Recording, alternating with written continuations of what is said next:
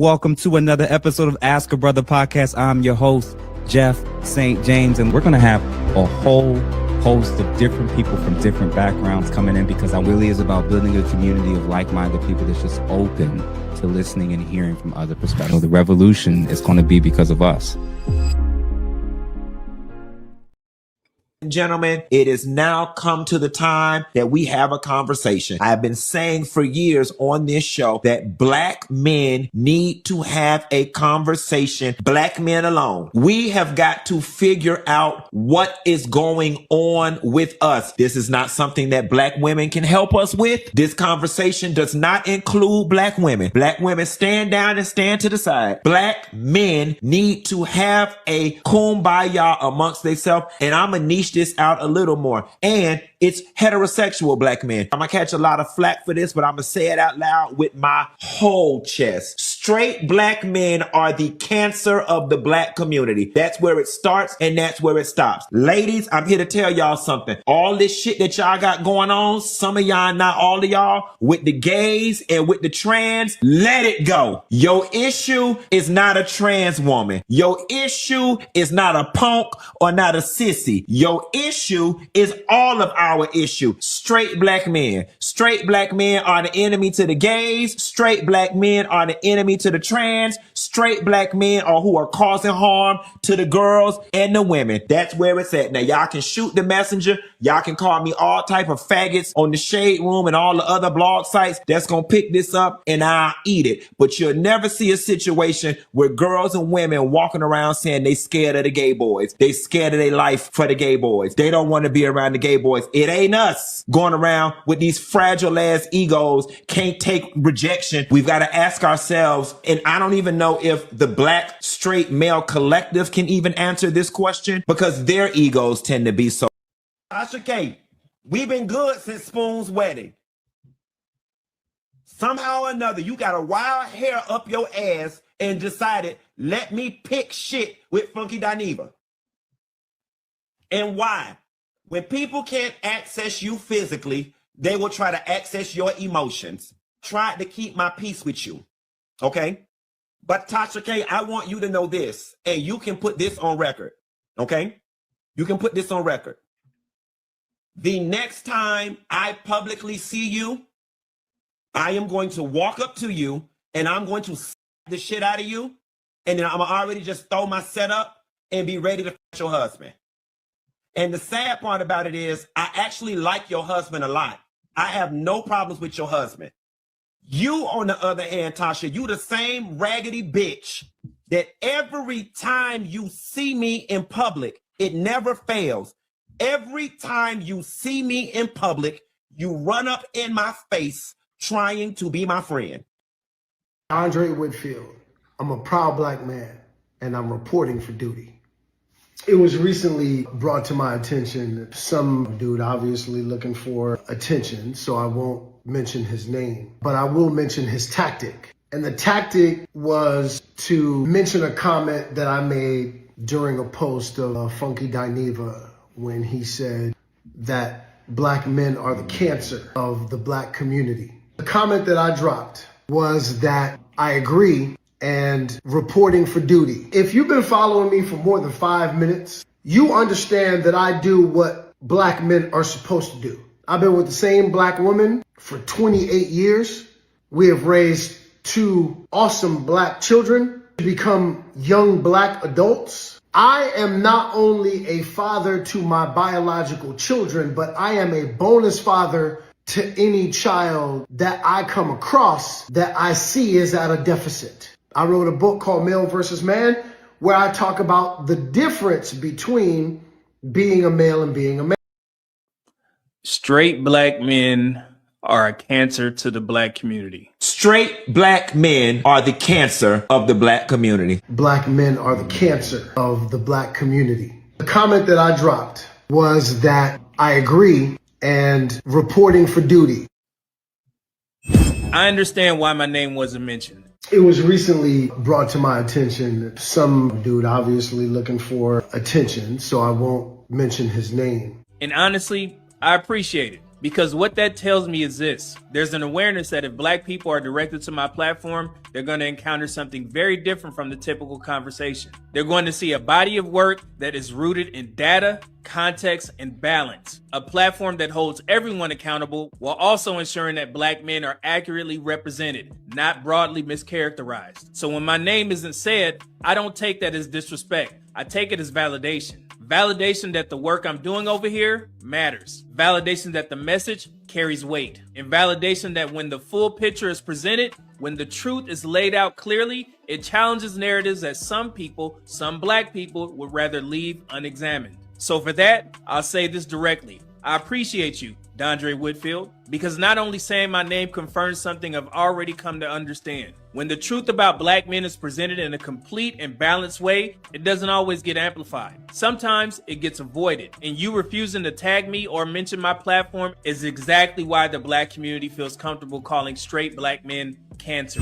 Straight black men are the cancer of the black community. I agree, and reporting for duty. In what world would any group of people accept being labeled a cancer to their own community? Think about what I'm saying here. What rational person hears that and agrees with it, and yet somehow it gets normalized in the black community? Go figure. Straight black men are the cancer of the black community. Because accepting language like that and encouraging others to accept it, that's absolutely not progress. In fact, it's embarrassing. It's embarrassing to black men. It's embarrassing to black leaders, black fathers, black sons. The word cancer is... That you don't have to sleep with them either. Okay? Because that's what all these women always think. Just because you married don't mean you have to sleep with your husband. Okay? Especially if you think he's cheating. So you don't ever have to do it. So stop thinking you do. If you think you do, then you don't. Being a teacher in an inner city school, and I'd have one or two mothers 2 or 3 times a week, sometimes every day, coming in 30 minutes late with their bonnets and their pajamas and their footies, bringing their kid in, stopping my class 30 minutes late every day, and then copping attitude with me when I would say, you need to bring your child on time. We have a situation where in the black community, unfortunately, there is a lack of father and parental father strong figures in the home. And so you're seeing a lot of behavior because of that outcrop of that. And instead of like blaming whitey or blaming slavery or whatever the things that are going to be blamed on this panel, I'm 100% sure, instead of blaming whitey, why not take a look at the behavior that's going on with some members of the black community and have a come to Jesus with them about it? I think instead of being defensive about you literally just insulted Yolanda and said this is how she walk around in the world. She's the exception. I'm not worried about her. She's the exception. Instead of being offended by saying that this might be a problem with certain black people, why not have a conversation in the black community? You do not have to like the messenger in that video, that so-called white woman. All right? You do not have to like her. But her message is so accurate, which is why you should accept what she just shared. All right. Well, we welcome everybody that's currently tuning in from their respective platforms and channels. I'm your host, Jeff St. James, and this is another episode of the Ladies Table. I'm going to introduce our ladies, and then we're going to jump straight into our straight men in the black community, the cancer. For starters, I'm going to welcome Miss Crimson Cure. Welcome, Madame. What's going on? Good evening, everyone. Thanks for having us on once again. Yep. And then I'm going to also welcome Miss Anita Stoudemire from Better Love Movement. What's going on? Thank you so much for having me back. Hope everybody's having a great evening. Yep. And then last but not least, Miss Maggie, the substitute teacher. What's going on? Hello, good evening, everyone. Happy to be here. All right, y'all. So me and the guys tried to do the best talking we could when we had the men's table. We had Dondre Whitfield on last week to give him an opportunity to kind of share his thoughts. It kind of went left. We didn't really get to maybe cover a lot of things that we wanted to, just off the strength that I think how defensive he was starting to react whenever we were asking any questions of why he was co-signing this whole, black men are straight black men are the cancer of the black community. So, what we just watched was a series of different things from Funky Dineva, on one hand saying straight black men are the issue, and then he himself being that issue with him making threats towards a black woman. We'll revisit that if y'all are open to it, as well as just a whole host of different examples, I think, of maybe what some of the potential cancers or problems in the community might be. So we can kind of just go, popcorn style. And I'm just here to really listen because I've been waiting for about 7 days now to hear what y'all got to say about this particular topic. So let's do popcorn, or if anybody doesn't want, I can always pick a person first to go.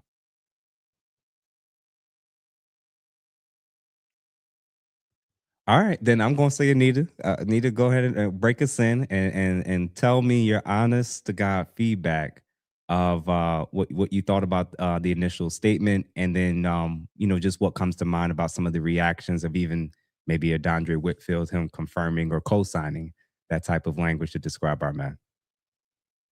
Yeah, it's unfortunate that it happened the way it did. I expected, from what little I saw from the men's panel, I expected him to either apologize or say, you know what, I expected him to kind of reel it back, that he would apologize and say, you know what, I shouldn't have co-signed that. I shouldn't have put that comment underneath that video. I was expecting that. And I think he was trying to explain the difference between male versus man. I did not watch all of the panel, but that part I did watch, where he was trying to break down the difference between black males and black men.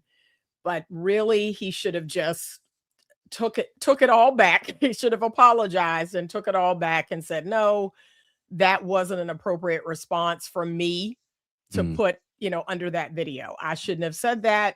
My bad, or whatever he needed to do to just reel that back in, because even with what little explanation I heard, it still wasn't going to be appropriate. I'm gonna tell you this real quick. If you heard the first 5-10 minutes of it, you heard the whole show, because it never it never changed. It never changed. I'm not going to add any more commentary to that, but that's interesting that you at least acknowledged, or at least, kind of recognize that that's how it went. I don't even know if I was looking for an apology. I think I definitely was looking for more of an understanding of why people would be offended by it. And it seemed like only the rest of us seemed to understand at least why it was offensive to begin with. Yeah. Crimson, what about you? Is she frozen? I think she's frozen. Maggie, what about you? Go ahead. So I was not aware of this conversation. I don't know who this person is. I feel like when I come to these panels, you all inform me about what is happening in pop culture, because I intentionally stay away from the foolishness. That being said, what stood out to me in this atrocious comment, because I had to do some research. I watched some of his content, Mr. Dineva. I also watched Miss Crimson stream on this. In the very beginning, he said, Black men, we need to have a conversation. Ladies, stand down. He is including himself in an arena where, at the risk of getting canceled yet again, he does not belong. I always hesitate to speak for men. I am not a man, but I did run my thoughts by Mr. President. I have a lot of men in my family. I am a boy mom. I have a lot of respect for men. And the men that we admire and respect, know, and love are not a drag on the community. They are the last hope that we have, because when they give up, if we think it's over now, it's really over now. This man, Mr. Dineva, does not represent even the gay men that I have known over the years.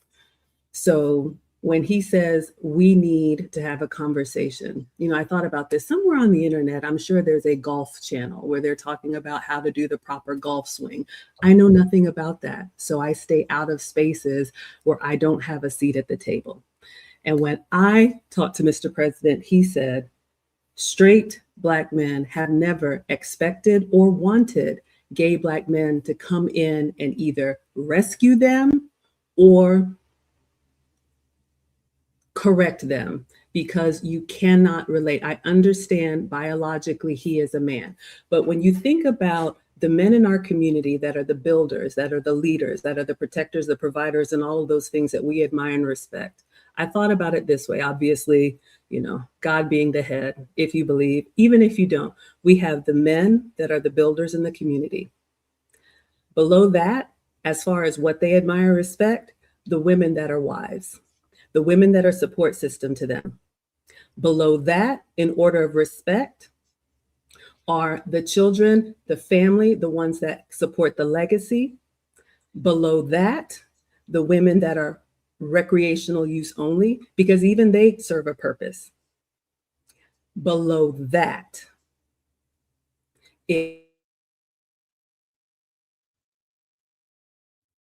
because you are not contributing in this space. If this is the hill that you're going to die on, and I am not saying all gay men, because there are gay men that are productive and there are gay men that are loved for the value that they bring to the people who know and love them.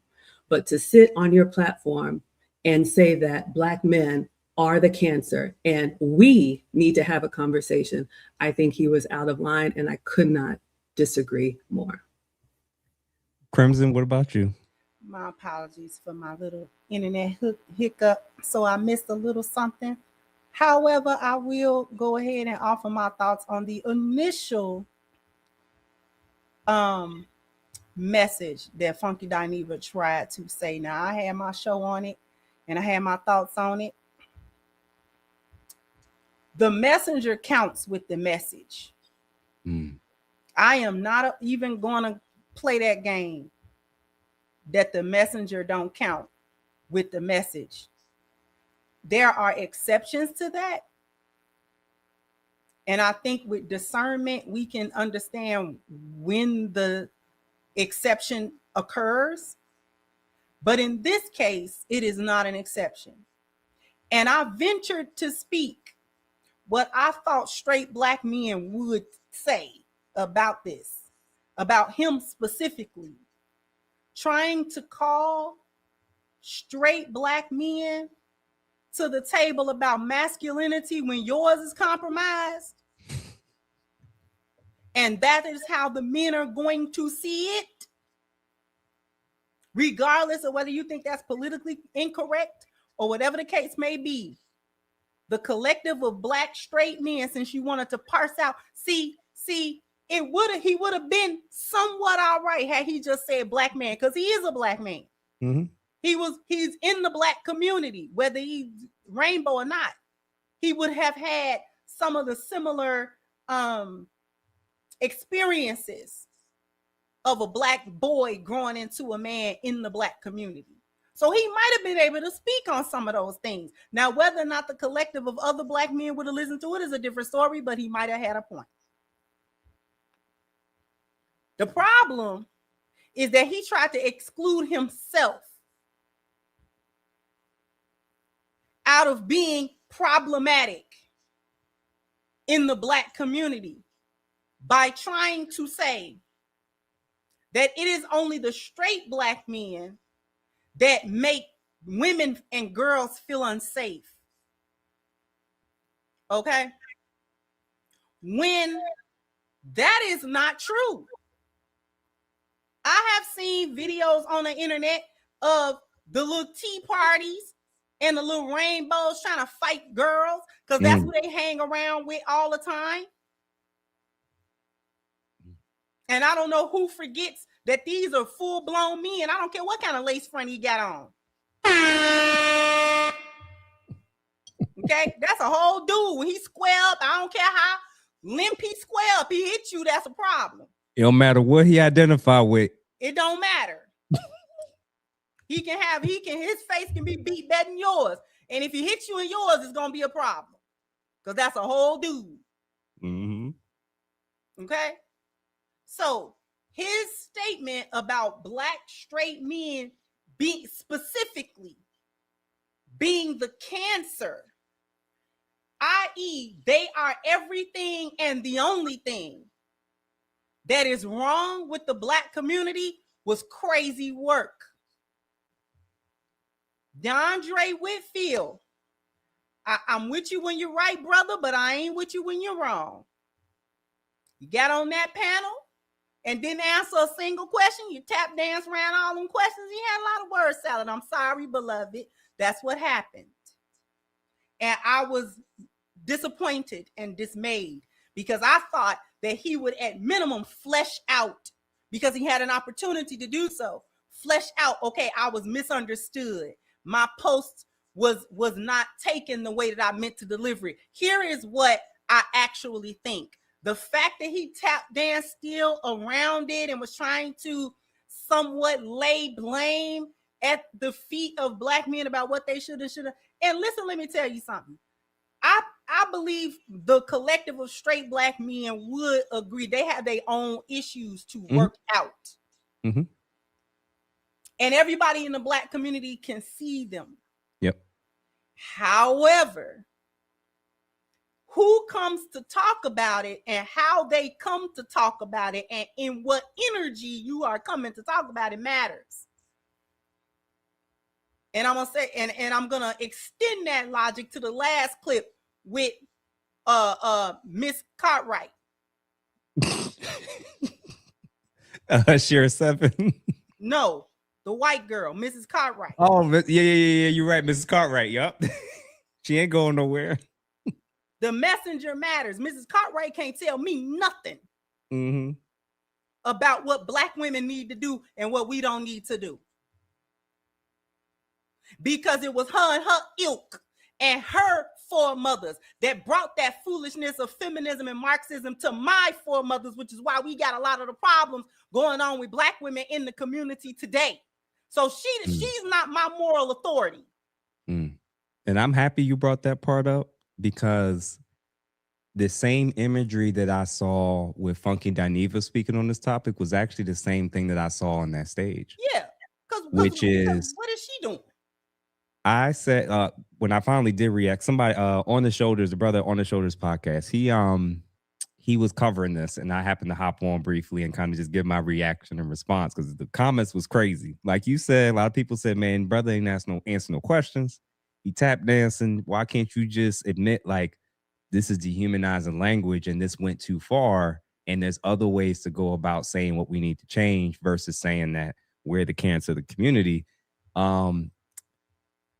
I said that I think we've normalized so many different things to where it's still shocking to me to go to that post, which is still up on Instagram, and see the sheer amount of women, especially in men and non-gay men, who are all liking and sharing and reposting it. And that imagery of that lady, the black women and the two white women sitting on that stage talking about what's wrong with our community. I thought about it for a second and I was like, these are not our women.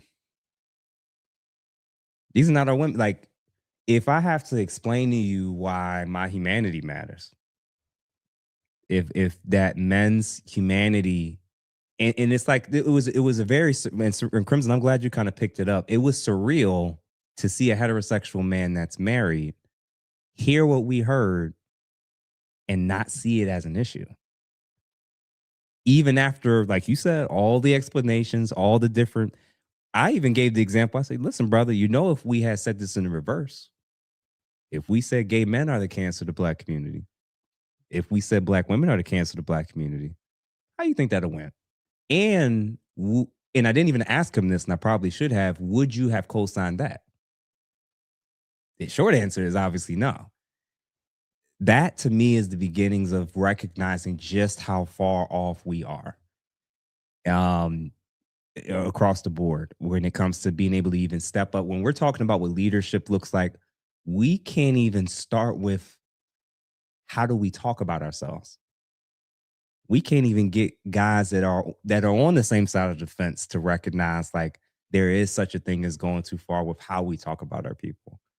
Even on our panels, we tend to talk mostly about like behaviors and certain types or subsets of people within the community. We rarely ever just be like, even when we're saying Black women, we got to do better, we're more so referencing like a particular behavior. I don't know that anyone on this panel has ever referred to anybody close to in the community on a grand macro level, anything close to cancer. There was a question I wanted to ask y'all. If gay men with heterosexual men are co-signing this type of language, which is now confirming in women's minds why they can think and talk this way about their same men, how do you protect these types of women? Because that was a big talking point throughout the whole show live, was Dondre basically saying Black men need to step up to take the responsibility for things that they're not even responsible for. And he gave his own background as a child where a man kind of stepped in and was his father figure and whatnot. We have women who don't see value in us unless we're paying for certain things, who are saying that white men are better than us, who run to any type of legal enforcement. I said on this channel with this guy from On the Shoulders, when I said these aren't our women, I'm basically saying this is HBCU women. This is the Democrat Party women. This is whatever's on the news women. This is City Girl, Meg Thee Stallion, and Cardi B's women. Their loyalty, and when I say they, I mean like a large majority. They don't function as people that want protection or think they need it or want any type of leadership. How are we being sent on a dummy mission when we're being called cancer? Some people are looking at gender-based abortions. Is it crazy for Black men to have to reevaluate what types of Black women they should be trying to lead and trying to protect? Let's start with Crimson, then Anita, then Maggie. You cannot protect what cannot be influenced, what cannot be led, and what cannot be corrected. So the answer to the question is you don't. You don't protect them, because what do that even mean for real? Going out to do what with them? Protect them how? Because this is a part of their sign language. We are unprotected, but you're also incorrigible as well. So the women who are being protected are the ones who place themselves voluntarily under the covering of either husbands or the men of their communities, families, etc. Right? So that's my answer, is you don't protect them. You don't. The other thing that I wanted to speak to was something that you alluded to with Mr. Whitfield, one of his responses. And I was listening to that whole section of the conversation also, where he's like, well, we step up to do things that we are not, to fix things that we didn't break, which would actually go against his point of validating what Funky Dineva said, because the section of Black men who take the energy and time out to dedicate themselves and extend themselves beyond people that they necessarily have an obligation to, that would belong to the straight Black men. That belongs to that category. Those men, like he was saying, I'm the bonus dad to other, young people who are missing father figures and things of that nature. Are you not a straight Black man that's doing that? Because I don't see a lot of rainbow men doing that. The whole concept of being rainbow is antithetical to everything that a community means, because they don't build family units. So we not finna play this game. You going out and adopting these kids and raising them in the foolishment that you got going on is not a family unit. I don't care what nobody say. You take that to the bank, clip it.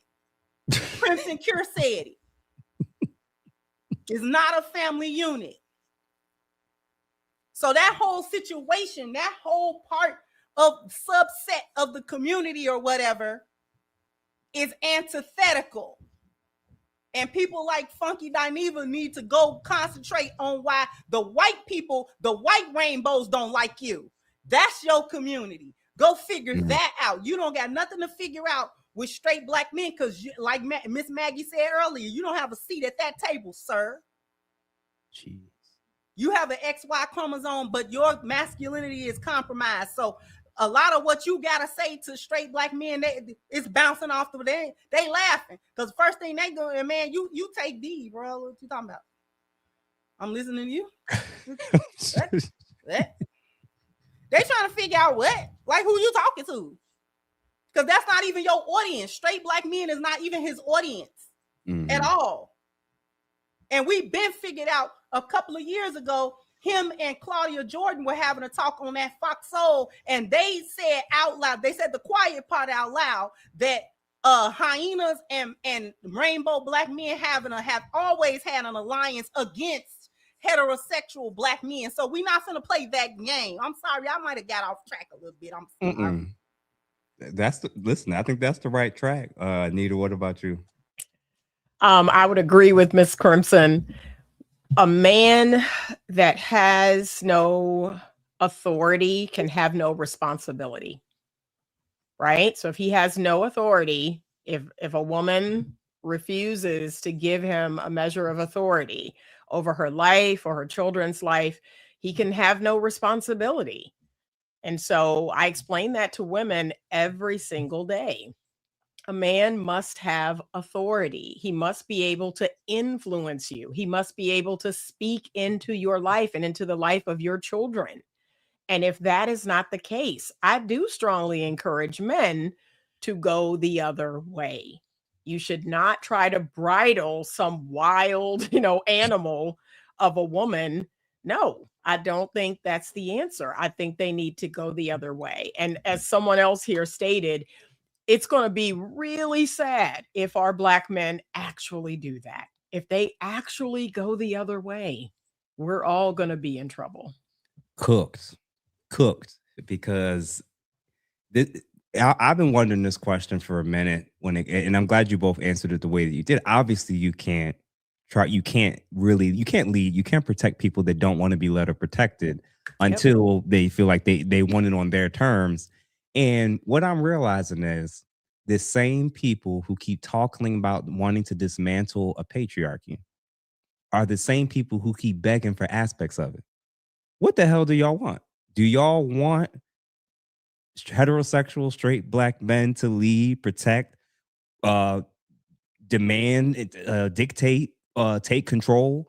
Or is some version of this only like, well, we need y'all on the sidelines whenever we get in trouble, but other than that, be quiet and let us do what we want to do out here? That's what it's starting to sound like. Do y'all want an actual patriarchy? Because y'all keep complaining about the lack of masculinity, the lack of leaders, that all the toxic men in society are taking over and causing all this harm. It sounds like y'all begging for a patriarchy that y'all. Am I confused? Is this what Anita? Am I crazy? Is this what they're asking for? I don't get it. Maggie, what about you? So you asked the question about should we protect these kind of Black women? The answer is no. And here's why. I think we said maybe on episode 1, yes, our community is in a crisis. We have a lot of work to do, full stop. However, I think instead of trying to protect the extreme facets of the community that are howling at the moon and doing damage and refuse to get in line, I think men humbly, because I'm not a man, I think men, and I know men, should protect their own. It starts with the family unit. When we get our homes in order, when we get our families in order, the community in time will correct itself. Maybe not in my lifetime, but I just want to say this again, at the risk of being canceled. Ladies, you are not entitled to protection. You are not entitled to a covering. You are not entitled to resources. You are not entitled to a comfortable life. You have to earn that by being part of a covering, a husband, a home. That way you get his name, his resources, his protection, his provision, all of that. You don't just say protect all women and then you go out there and continue to do whatever you want to do. It doesn't work that way. It shouldn't work that way. So again, for Mr. Dineva, just because you have an opinion, just because you have a microphone, doesn't mean that your point is going to be received. When I told Mr. President about this, literally he laughed. He's like, we got too much stuff to do. I'm not even listening to that. That's what happens to the people who, again, your point may be valid, but you have not earned the right to speak to the audience that you are trying to chastise. So my advice, he didn't ask for it, but I did go back and look at some of Mr. Dineva's content. And he has been saying this for some years. Like Ms. Crimson said, he needs to address the relationship in his own community. I think this is a man who, and he had said that he has some father wounds there. He didn't really have anybody to guide him and show him the way how to show up in the world. So he's searching, he's looking, he's in the barbershop looking for somebody to show him the way. Unfortunately, that was his experience, but you are not entitled to someone who is doing the right thing by their family to stop and come see about you. Same thing applies to wayward women. Stop behaving that way, get in line, and you would be surprised at how much easier it is to get what you need and what you want, but you're not going to be able to play both sides of the fence. So no, don't protect the women. And I'll say this, I had an experience, very humbling. Mr. President has been saying this, warning, when the Gen Xers pass on, it is going to be a new day. These young men, it is different. The way we were raised, and I'm 50, especially here in the South, a man will open the door, he'll do things, and that still happens. But I was taking one of my parents to an appointment, and there was a younger man walking in front of me, taking his elderly person to the appointment, let the door just slam right behind him. And there was a moment I was kind of like, wow. But then I remembered, you know what? They live in a world where they can't be nice to a woman. They can't compliment a woman. They can't make eye contact. They can't speak to you. If they do anything that comes across as a threat, it could cost them everything. So I understand and I sympathize. Ladies, be careful. All of us are going to pay the price for this. So if you don't have your own, if you don't have somebody who is checking for you, you are on your own, and you get the results of that. I appreciate that, because that's what the trend is starting to turn into. And the ladies are complaining about the environment they themselves created, right? Forget flirting in the workplace. That's over. Y'all don't want us flirting with y'all in the gym. That's a wrap. Y'all pulling out your phones during dates like dummies. I'm like, this is getting out of hand. And I think, having simps and panderers and gay men and a segment of the Black women within the community, constantly only able to see heterosexual men as a threat and looking at us through the worst lens possible, I'm really, really realizing, I'm like, you know what?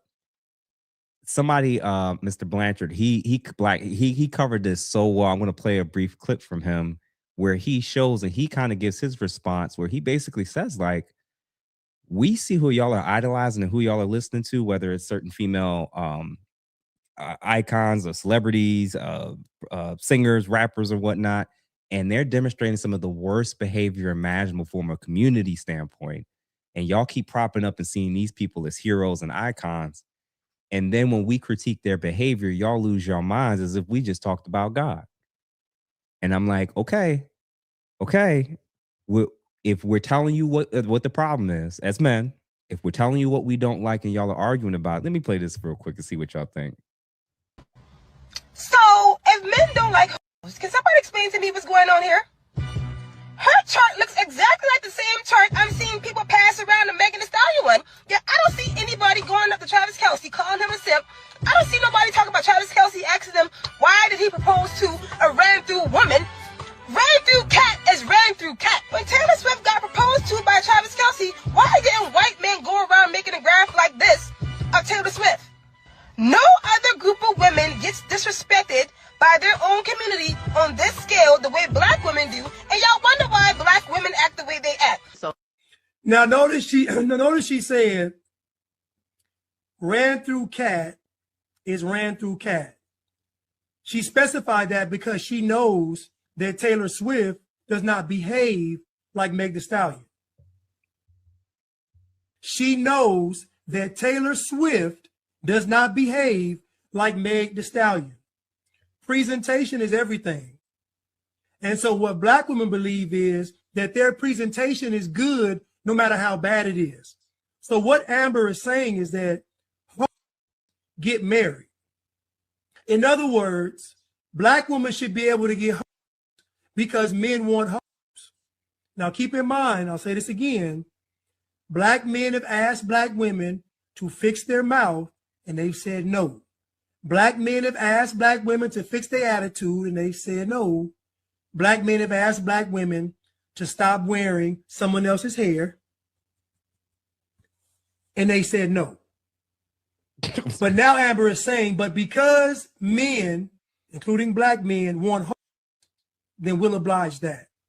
We won't listen to nothing else, but we'll be hoes. Isn't that convenient? How convenient is that? How convenient is it for Black women to disregard everything a Black man says, but then when it comes to her believing that he wants a hoe, or they can do that, they can be hoes very well. I'm gonna say this again. I'm seeing people pass around and making it. Y'all, I don't think I've ever heard somebody capture it to the T. We tell y'all all the time what we want. We tell y'all all the time what it is, what we like, what we don't like, what's for fun, what's serious, what we'll invest in, what's a short-term, long-term. And y'all ignore, downplay, or argue and debate on these panels, debate in the relationships. And then when it's something negative, y'all will do it. And these are your icons. These are your icons. Ladies, I know that this is hard to believe, and I want y'all to respond as soon as I've done what I'm about to say. I think women forget that the internet exists for men too. We're looking at the same internet that y'all use, share, say all y'all crazy thoughts, strategies, techniques. We can watch it too. When we see and find out women idolize any of this that we see on the screen, we already know what category to put you in. When men stop arguing, ladies, that's actually, to me, when the leadership really begins. When men stop arguing and debating about whether it's going to be my voice or Jada Pickett's voice, my voice or Meg Thee Stallion's voice. Tell me what y'all think. Let's start with Maggie. So when I look at this list, I don't disagree mostly. The only exception I would say, and I can't even call it an exception, but I just want to offer something that is helpful because I did have a little bit of a rant. Number 7 being Beyonce.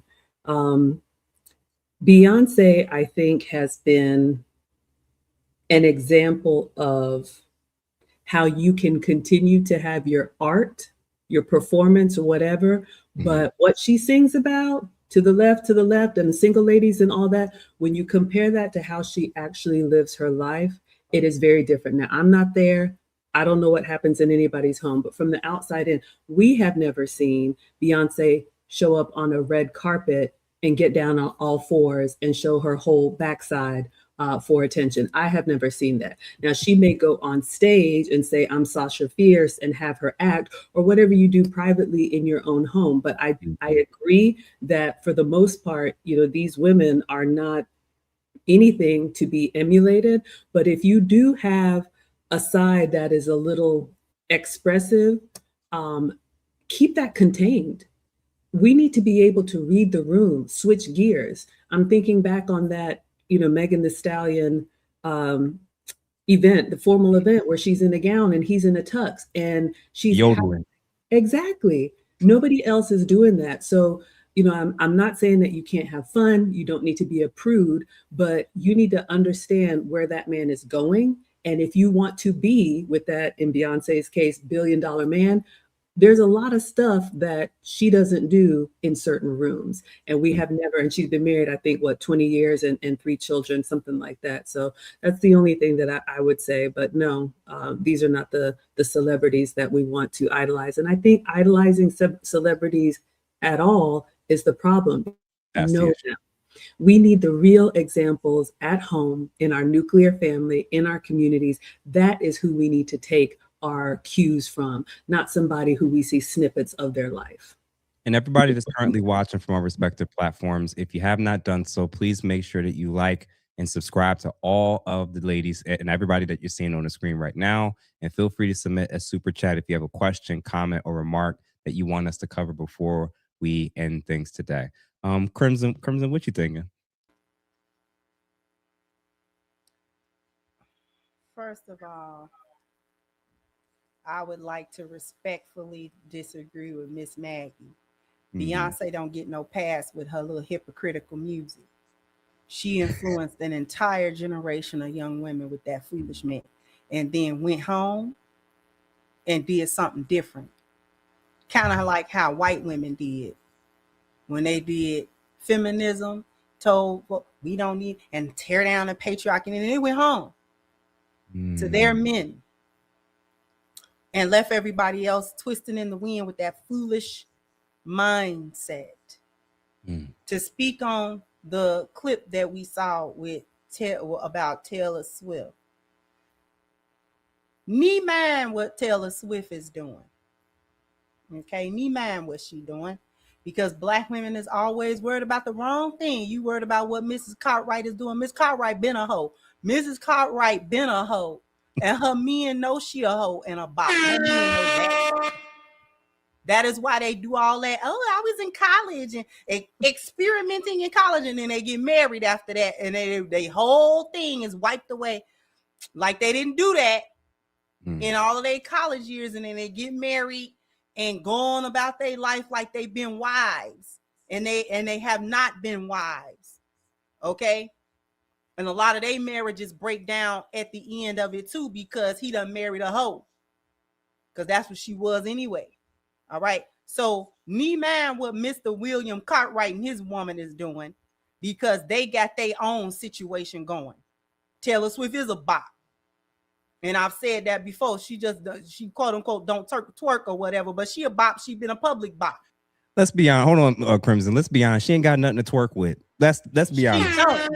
Taylor ain't got nothing to twerk with to begin with. And number 2, Black men ain't even like for her. Black men, and that's the thing. What you said was Black men aren't keep pointing at other directions of other people getting away with bad behavior doesn't excuse what you got going. To continue. My bad. It doesn't exclude it. You trying to worry about what Mrs. Cartwright is doing. She a bop. Her man know that. She know he ain't no good, and she know he don't like women. Leave that over there with them. Okay, they got their own problems. I got heavy opinions about they culture and how they operate. We're talking about us. Okay? Stop worrying about what other women, what white women do it too type of situation. It doesn't matter what white women do. Y'all, for whatever reason, she's still y'all authority of what a woman is supposed to be. Jesus. And she don't know what it is either. Our foremothers taught her what a woman was. Okay? Get that together. She didn't know either. Just like the forefathers of our men taught they men how to be men. So they are not the authority. So moving on. Black men have already said collectively what they are looking for in Black women in terms of wife, longevity, relationships, taking women seriously, and things of that nature. Okay. And it's really just surface stuff, what they was talking about, the nails and the hair and the this and the that and blah, blah, blah, blah. Black women took that all the way around. Y'all don't want us to beautify ourselves. Of course they do. And women are going to beautify anyway, because that's our nature. We want to beautify ourselves. The men are not going to get that out of us. Okay. I don't care if they did say, we don't want women to beautify themselves at all. That's not going to happen, period. Mm-hmm. Okay? Because if we have to take twigs and do something with them, we're going to do that to say it's cute. Yep. All right? So now, they didn't say that they wanted you to be a hootenanny all day. They said, stop putting that clown makeup on, looking like a whole different person. Stop wearing them 40-inch bust downs and you never see your real hair and you don't take care of it. All of that kind of, Black women know what they're talking about. Black women know exactly what the men are saying. They just want to be hard-headed. So a hard head make a soft behind. That's all it is. If you don't want to get in line about what the men want and conform so that you can actually find a man that you can respect and take seriously and love, and he can respect you and take you seriously and love you. If you can't conform, then stay out here in the boneyard and scrap around like you've been doing. I don't want to hear no complaining and belly aching. Scrap around. No. Ladies, if the only men you respect and listen to in this community is the gay ones, go ahead and have your lavender wedding. Go ahead and have your lavender wedding and just get together, have a kid, and do what y'all gonna do. Because if y'all don't respect heterosexual men with any of their standards, anything that they're trying to say, we're saying it on social media. I haven't seen a single panel where a Black woman isn't challenging Black men about their standards. I have yet to see one panel yet where they're just listening. I have not seen it yet. Y'all don't even go back and forth this much with gay men. If y'all respect gay men that much, why don't y'all just be together? Or do some little fake ass relationship or something? Because this doesn't make any sense. I'm gonna do the elephant in the room. Black women and gay men. Y'all not the allies that y'all try to pretend to be. We just saw the clip of what happens when sometimes gay men get upset and gay men get angry. The B word comes out. They start threatening you with physical violence. They start treating you like one of the girlies because you've been treating him like one of the girlies. Gay men have no problem getting down to an emotional level where they can react and respond and treat you just like a woman. They're just a whole hell of a lot stronger. But y'all keep treating each other like girlfriends. Gay men, what's the first thing Black women gonna say to a heterosexual Black man whenever he says something that Black women don't agree with? Oh, you must be gay. Why are they using y'all lifestyle as a slur towards us? But they love and respect y'all that much. Allies. Now we're gonna get to the question. The real part of this discussion I want us to kind of jump into today is beyond isolating straight heterosexual Black men and saying we're quote unquote the cancer. What's the other forms or examples of potentially other forms of cancer that's infiltrated and a part of the culture, the community, and what you're seeing? Because when we're framing this discussion of everything that's functionally the cancer and what's wrong with the community is basically heterosexual Black men, I think that lets a whole lot of people and a whole lot of groups off from accountability about what's going on. Even when we were trying to talk with Mr. Whitfield, and we kept saying, even if we do everything we're supposed to do, what are the women supposed to do? And if the women are to expect this from us, what's the caliber of how they're supposed to behave and act in order to expect that in return from us? We got nothing. So now I'm going to ask ladies, because I couldn't get it from Mr. Whitfield. What's the cancer that you're seeing within our women, outside of the community that's impacting the community, and within our heterosexual, and within our Black men? What's some cancerous behaviors that you all might be noticing or observing that could also be contributing? Because I'll name one straight off the rip. Nobody has accountability in this community, especially our women, when it comes to what's happening at these pride events. Let me play this.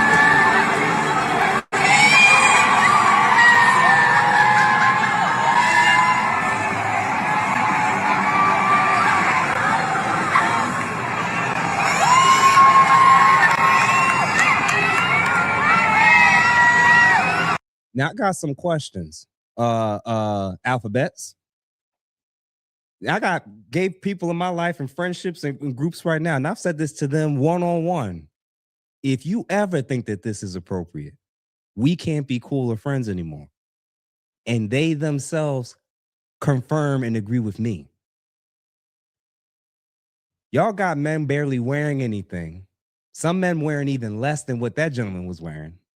Twerking and revealing themselves with children in the audience. Grooming. And we talking about black men, straight heterosexual black men are the cancer. When y'all doing this out in the open,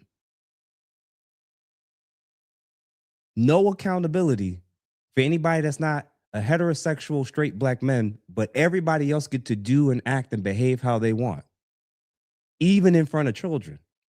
I think that's cancerous behavior. Anita, then Maggie, then Miss Crimson.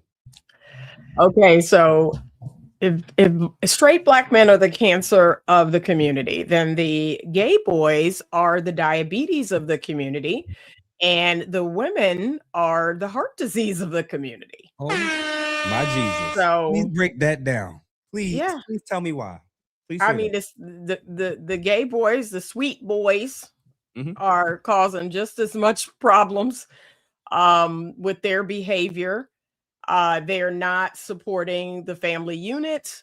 And here's the thing I think is fascinating. I always thought this was fascinating. So in the last 10 years, have you noticed that women are now like, they're looking like the trans men. They're looking like drag queens. I always thought that was fascinating. Like, why? We're women. Why are we painting our face on and putting on someone else's hair like we're drag queens? Like you're a woman. I never understood that. But it's like we're modeling ourselves after them. They're not, that's really odd to me. I always thought that was really odd. I'm like, you look like the drag queen, and yet you're a woman. So I never understood that. I never understood the dynamic of the gay black man and the black woman. I never understood that dynamic. To me, I don't understand what the alliance is. I just don't get it. You know what? Because it's not that there's the fact that there's a relationship that's the problem. That's not actually the problem to me. I think a huge part of the issue and the problem is they can do something for each other that they cannot often get from us, from my respective group. The men get validation from the women. The gay men, they get an extra boost of validation and acceptance from the women that at times they may not feel they're able to get as easily from groups of heterosexual men. And then with the women, they get to be coddled and propped up and placed on pedestals without having to be held accountable for them same men in terms of an actual relationship. Because he's a friend and not your lover, he can always excuse your bad behavior. So they're doing things for each other that they can't always get from heterosexual men. They're fulfilling needs and desires that they're not always going to be able to get consistently from us. That's actually what's going on. It's validation, it's inclusion, it's validation, and it's getting access to, not getting access, being able to skirt accountability while still reaping the benefits of being viewed in a positive light. They're almost always going to get that from a gay man, unless, of course, they have a falling out, then that's different. But that's what I think is going on. Maggie, what about you? Forms of what cancerous behaviors have you seen in the community that also needs attention other than just violent, abusive, heterosexual black men? Baby mama culture. Stop bringing bastard children into the community. This has nothing to do with gay men. It starts with the family. And as long as we allow and welcome and celebrate and equate a woman who does not require marriage to have children and say that men aren't needed, you can do it by yourself. All you need is one parent. I'm mom and dad. We are going to continue to waddle in this disgusting culture that we have. It is not okay. It is not acceptable. It is wrong. And we need to say that. There's too many forms of birth control. I don't care what he says. Until he claims you as his own, you are putting yourself at risk, not only your health, but you're putting your reputation at risk. You're going to have to carry that for the rest of your life. So just like the men are saying, protect your seed, ladies, you have to protect your womb. I don't care if you talked about it. He said he wanted to marry me. I thought we were serious. I thought none of that matters. You have to stop having these illegitimate children. That is the cancer in our community. And here is how it metastasizes. You think you can do everything by yourself when they're cute and everything. Oh yeah, you're having fun. When that child becomes a teenager, as a boy starts punching holes in the wall, as a girl starts sassing you, you're going to be looking for a man to come in and fix it. You're going to be looking for somebody else's husband who did do the right thing and create his own intact family to stop what he's doing to come fix you in a father figure, a coach, a play uncle or anything. So no, do it right the first time. That is the cancer in the community. You know what? Related to exactly what you said, ladies, why is the choice only we getting an abortion or we ending up with a deadbeat? Why are women operating and those are the only two options? He's got to be a deadbeat that's not involved, who's the worst guy ever but was good enough to sleep with, or I'm making an appointment on Tuesday for Planned Parenthood. Because listen, we could talk about the violence of men and a whole host of things. We don't have nothing on those doctors' office tables.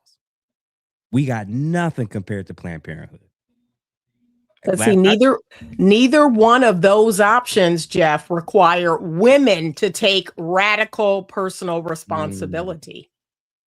That's why. Neither one of those options say, me, what should I have done to prevent this? Or what am I going to do? There's no personal responsibility. There's no accountability. Crimson, what you think? I think a couple of things. To answer the question flat out, one of the cancers is whole culture. Inviting the culture of prostitution and whoring into dating spaces and relationships and conflating these things. Okay? That is cancerous and crazy. All right? Sitting around with each other, and I've said this before, we do the whole, or those of us in the community do the whole situationship thing, vibing, nobody's having a conversation and all of that. Doing the transaction and then getting mad that it's not a covenant. Getting mad. Oh, this man isn't doing husband stuff. This woman ain't doing wife stuff. Is that what y'all signed up for? Was that what y'all was trying to do? Because I could have been, am I tweaking? Because y'all got together off of one of them apps. Did you not hooked up same day? Did you not? So who was supposed to be doing what? Why is the expectation that there's a relationship that's supposed to be happening, but nobody went into it with the mindset of a relationship or a marriage or a covenant or anything. Everybody went into it looking for what they wanted out of it. And then now, man, she won't do what I say. So he won't pay no bill. So, and he wasn't supposed to. You wasn't supposed to. Nobody owes anybody anything. And then this is where them babies come from. See, the lie is that they want everybody to believe that there was some type of real relationship and family unit, and then the baby came and then he left. That's not. They're having kids in situationships. That's where the majority of the out of wedlock, oh my God, I'm pregnant. That's the majority is happening on the hookup. Oh, we was just vibing, we've been kicking it, and all of that. That's where it's coming from. There was never a household with a man in it for him to leave it. He don't even like you. So why was you having a baby anyway? Why was you even doing that? Then what killed me is I'm not in condoning of baby deletions and stuff like that. Like I'm not in condoning of that. because I feel like you could just prevent the pregnancy to begin with. But it's there, and all of a sudden they be getting godly.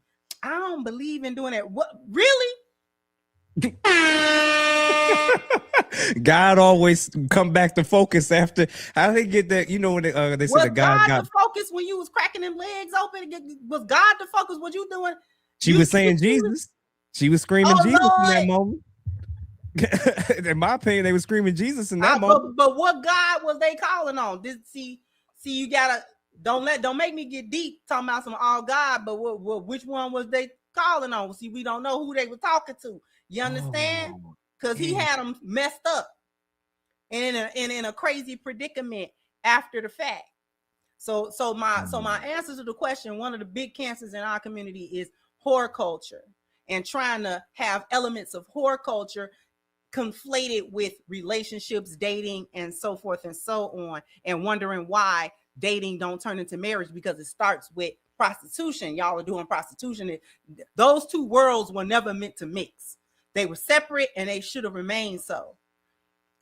To your point, before I shut my mouth, Mr. Jeff, you made a point that I have made before. The rainbow men and the hyenas that support them are in a symbiotic relationship. Okay, just as you fleshed out a few minutes ago.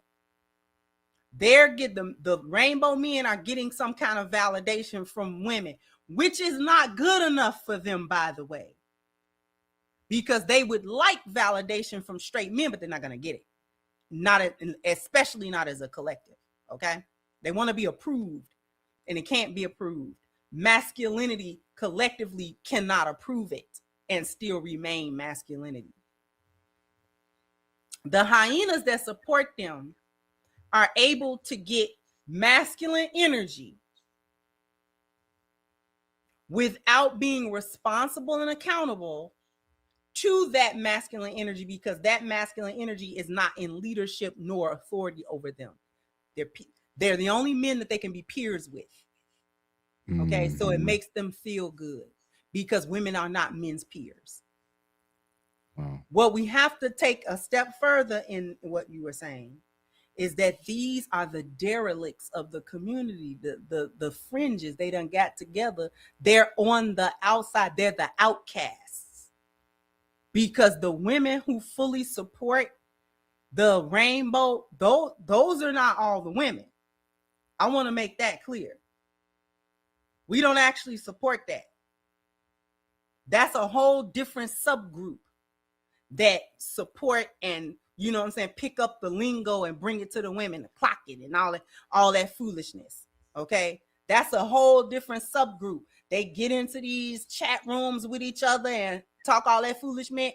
Okay, and then they be getting mad with each other and all that kind of stuff because lines get crossed. They have created, the outcasts have created their own outcast group in a gray area that neither of them can receive respect or approval. So they try to get it from each other and then shame the rainbow men, try to shame the straight men into why y'all don't respect us and why y'all don't see us a certain way and blah, blah, blah, blah. And the females who support the rainbow try to actually shame other women. Y'all are being so homophobic. You know, why y'all don't support this and that? Because we don't support these men in these women's spaces. We don't support it. Get out of the space. They're not female. I don't care what kind of lace front you put on. I don't care. See, we don't support EJ. You deprived us of one of the best small forwards in the league. You deprived us of this. We don't want to talk to you. You were supposed to have been a power forward, and you're not. Talking about you outclassing the girls with your jawline. Breaking heels left and right. The audacity. This is crazy. This is size 15 in Luke. And then they arguing about, and then now we're at a stage where they're arguing with biological women about who is and isn't a woman. This is what y'all get.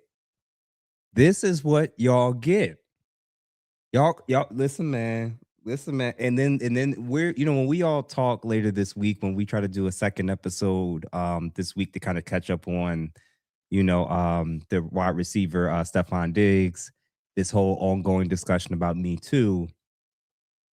I don't think the people, men and women, maybe some of them I'm sure get it, but a lot of the people who co-sign the most dangerous language that's being used to dehumanize straight black men, that probably explains why you have an automatic assumption of guilt whenever a black man gets accused of anything. Because ladies, I want, not the ladies on the panel, all the ladies that's currently watching us, I'm going to throw out an idea to y'all. Imagine the way that you instantly assume every black man that's accused of anything, especially if it involves a woman, he's automatically guilty. Even if he proves his innocence, you could be loud with the condemnation and completely pretend as if he ain't innocent and that the person didn't lie on him. Reimagine that happening to all the black men in your life that you actually cherish. Fathers, brothers, uncles. Imagine all the black men that you personally do trust and do life with and depend on. And reimagine that the way you think about all the black men that don't fall in that bucket, that's how a huge percentage of black women are going to view your black brother, your black nephew, your black son. So when you keep using dehumanizing language, don't expect people to see the humanity in your black male friend or somebody you're connected with, because this is all the conditioning they've been getting. Y'all don't think about that when it comes close to home. We tend to only think that way when it's everybody else. Well, it's everybody else's dad that's the predator, not mine. It's everybody else's black man that's the problem. My black man is straight. My black man is cool. It don't work like that when it comes to how narratives are built. What each of the ladies on this panel has been trying to warn y'all is, if y'all don't slow down with who you're allowing yourself to be influenced by, between the alphabets and many of the ladies on the screen and many more, first of all, half of them not even living what they preaching and telling you. You so prideful about your independence, but you'll never get to number 7 status. You listen to all these women and you forget they're rich. You're not. Half of them look better than y'all. It's not hard. So y'all don't have the pretty privilege, the status, the clout, or the money.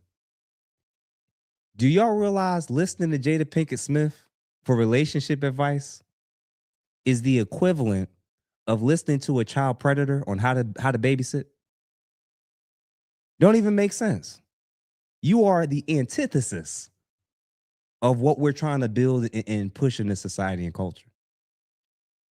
So ladies, I think there's so many different directions we can go with this, but for the sake of time, what would be your final warnings to the ladies and even the men that are co-signing what Lucky Dineva is pushing when it comes to using such disgusting and dehumanizing language? I want to do Anita, then Maggie, then Crimson to close this out.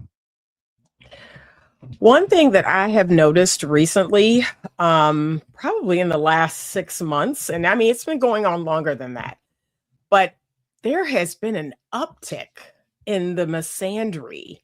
Like, the way women speak about men is dehumanizing. And we all know that in this gynocentric society that we live in, the opposite of that would never fly. That would never fly for men to go on podcasts, go on shows, and openly talk the way women have been talking about men, in the dehumanizing way that they talk about men. So that is like mind altering, that this is what we're doing. That's why Funky Dineva felt so free to say what he said, because this is now, it's very open. It's very much in your face, other women doing this and, making all these ridiculous TikToks and, using all this degrading language when they're talking about men. That's like making my jaw drop, that this is what we're allowing now. The misandry is off the charts, and it's been going on for years, but something about the last 6 months, it has reached this fever pitch. Like they will openly say in public, I hate men. like, wow. So that to me is dangerous. It's really, really dangerous because again, if men really do go their own way, if they really do leave women alone, we're going to be in trouble. We're going to be in trouble. Everything in this society, everything we see was built and created by men. And so if they just decide to walk away, we're in trouble. We're in trouble. A lot of women need to repent. That's a big problem in our community, is the lack of humility.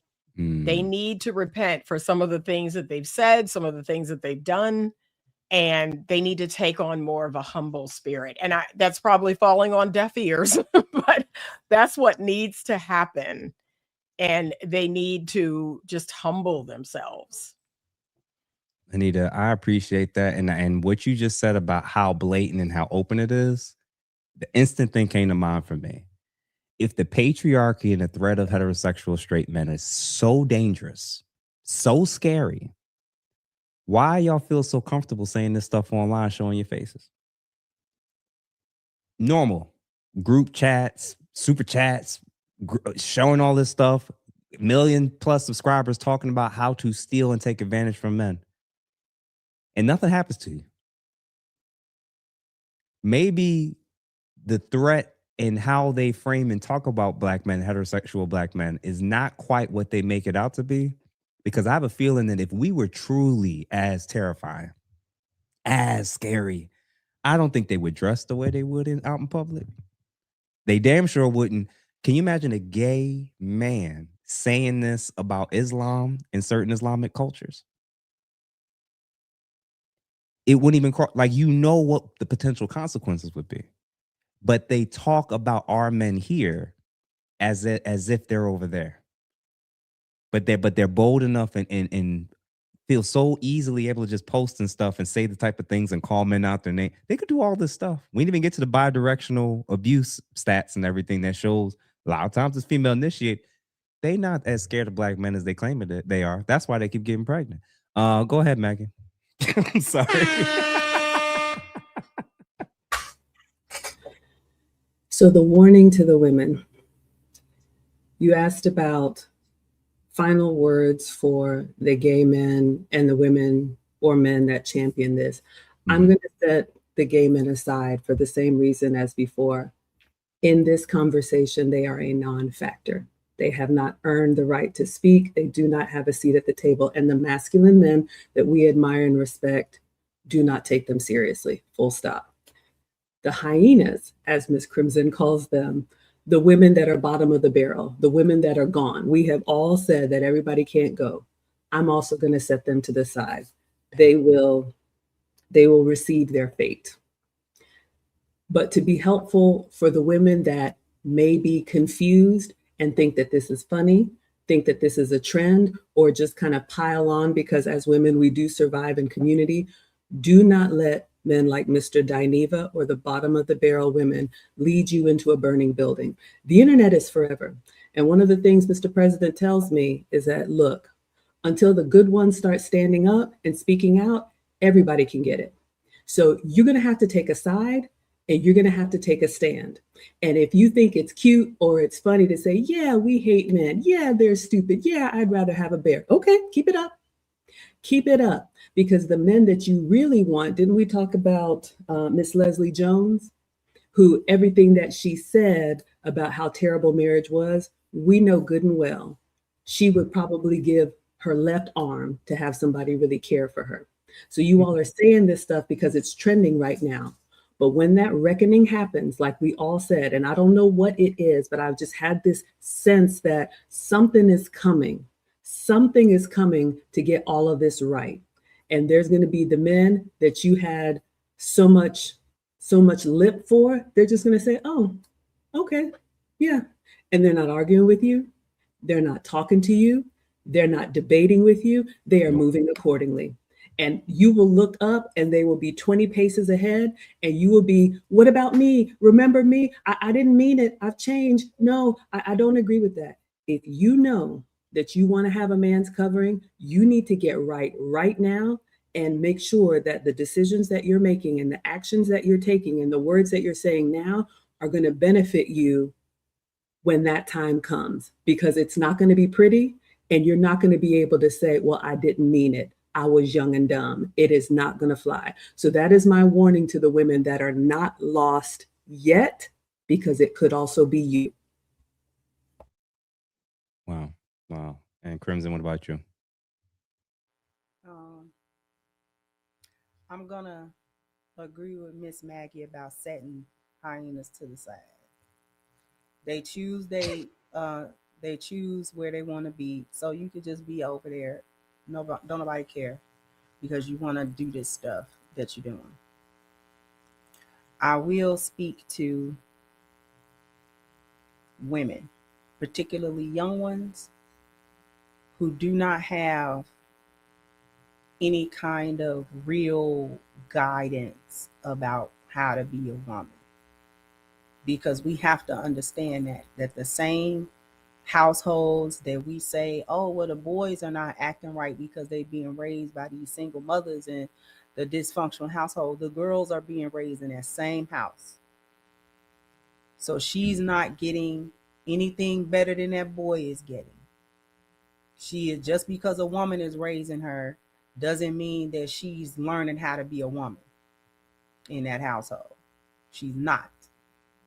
The majority of lionesses come from hyena households. Okay? The majority of lionesses come out of hyena households, not lioness households. All right? So we have to pick our way through foolishness to get to something that is useful, to figure out what we actually need to be doing to be women, because we don't fit in the boneyard. The boneyard does not accept us. On the back of that statement, I would urge young lionesses to take that as a cue. That is a good thing. If you do not fit with the boneyard, do not try to force that fit, because you will get their outcome.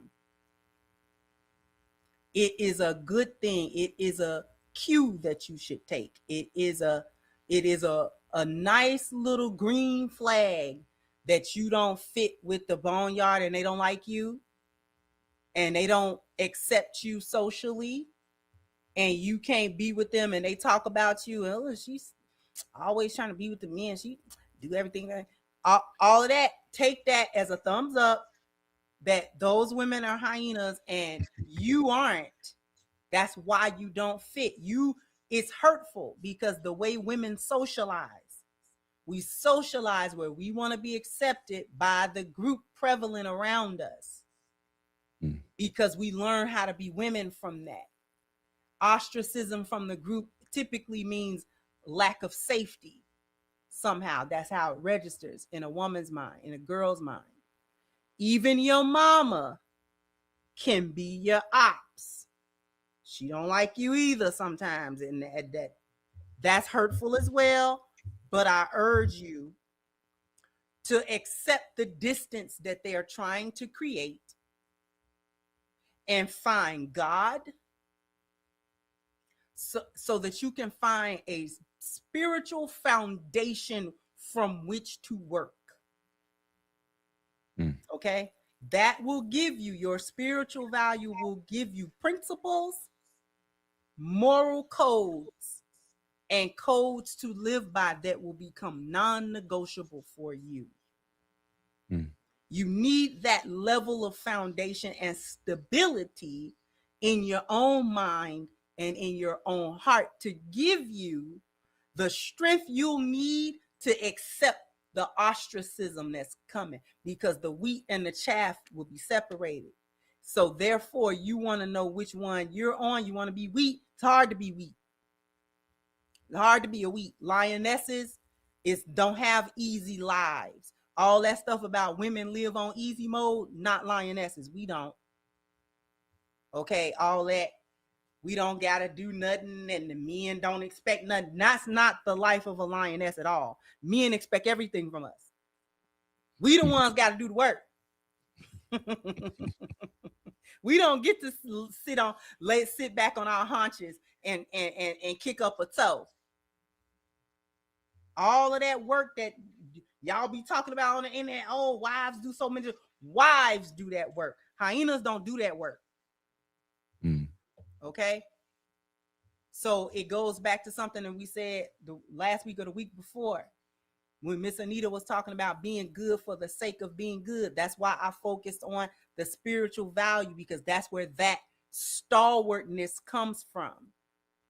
Because without it, you'll go wherever the wind goes. Nobody trusts a person that go wherever the wind goes. Yep. And that's, I'll leave it there. I'll just put it out there, especially to the ladies who are still single, haven't found what they're looking for. If you want to know whether you're a hyena or not, if you interpret feedback as an attack, that's why you don't end up with the men you can actually respect. Only women who can view feedback as a form of protection and love are probably going to get that. They're going to create an environment for where they are welcoming to learn how to be a better woman for the man that's in front of them. If dating you is basically me dating one of the women on this screen in terms of their mindset, and you probably don't even look like them, more and more men are waking up and realizing they're actually not signing up for this. And if they get really, really good, they won't care how beautiful you are either. If your mindset is one where you idolize, not being a fan of some of their music and, loving some of the bops, we're talking about idolizing, excusing, always justifying what they're doing if it's crazy, what they're saying is misandrous, disrespectful, antithetical to a marriage. Ladies, what I'm basically warning y'all is men are adapting. Plain and simple, men are adapting. And I hope that y'all listen to the ladies on this panel. I respect each of them. And I was very, very careful when we started this panel to make sure I got people who I like listening to, but also who have a wealth of experience and knowledge. I highly, highly recommend that you all follow and look up these ladies' work, their body of work, their platforms, their channels, their books. And please support these ladies. They have one-on-one coaching. They have femininity courses, etc. Please, please, please subscribe, support these ladies. Feel free to hit the super chat if you haven't done so. I want to thank everybody that's tuned in. We're going to have a second show on Wednesday at 7 p.m. Eastern Standard Time. We are going to cover the Stefan Diggs debacle of him being found not guilty and this whole ongoing discussion, even in terms of Me Too, and that men are, of course, adapting to that as well. So, ladies, be mindful of who you're allowing to influence you. And y'all, just to clarify, if we're now saying those are the people we're paying attention to that we know we don't want in our lives and influence in our relationships, we're probably going to start looking to see who's liking a lot of their most toxic posts. Just a thought, ladies. So if you hadn't realized why maybe there's a decline in the quality of men really checking your way, maybe start with your social media feed. Just a thought. All right, y'all. So have a good evening, and we're going to see y'all in the next 48 hours. But thanks, everybody. Please become a subscriber. Please become a member of our channels if you haven't done so. And thanks again for the support, and we'll see y'all on the other side. Deuces. Peace.